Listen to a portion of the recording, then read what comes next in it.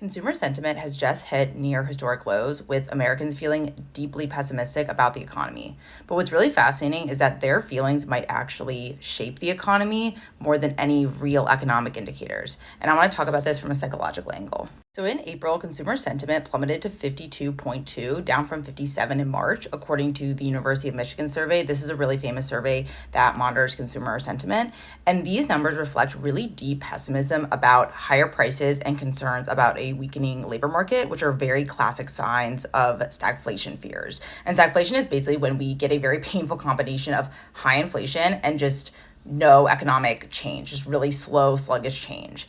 And what makes this particularly interesting, the consumer sentiment aspect, isn't just like the numbers, it's the profound psychological dynamics at play here. Consumer sentiment isn't always a reflection of economic conditions. It is often a powerful force that helps create those conditions through a psychological feedback loop. So when consumers feel pessimistic, they adjust their spending behaviors, pull back on making big purchases, and that can impact business revenues, which affects hiring decisions, which reinforces consumer pessimism, and the cycle continues. Research in behavioral economics shows that consumer sentiment often predicts economic changes better than traditional indicators. And that's because economics isn't just about where money is flowing, it's about human psychology and decision making under uncertainty.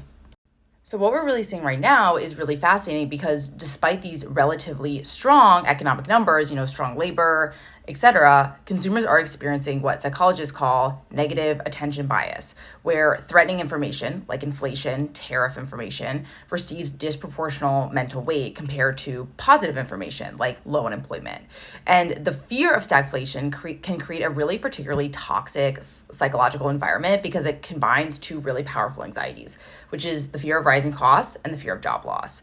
And when those anxieties combine and collide, they can trigger really strong loss aversion responses that can fundamentally alter people's financial behavior. And it's really important to understand these psychological dynamics because it can help us make more intentional financial decisions amid economic uncertainty. Recognizing when our behaviors are being driven by sentiment versus what is true to us and what is by necessity. And I explore a lot of these psychological feedback loops between emotions and economic conditions extensively in my newsletter. So if you're finding this analysis helpful, definitely subscribe. I give weekly insights on the hidden psychology driving our financial lives.